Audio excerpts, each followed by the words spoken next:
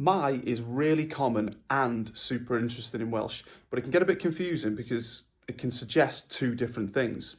So in this example, my something yn, it means something is or something are. So I could say, my panas yn neis, parsnips are nice.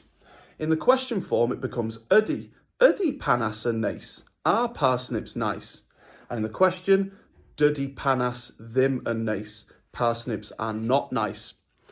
My can also mean there is or there are, and it does that on its own, or in some dialects, you put na.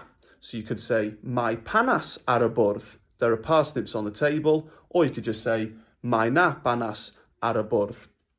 This one forms a question using oes. Oes panas ar y bwrdd. Are there parsnips on the table? And in the negative, does na ddim panas ar y bwrdd. So my, really useful word, but just be careful which one of these you want to follow. My yn, something is. My on its own, there is.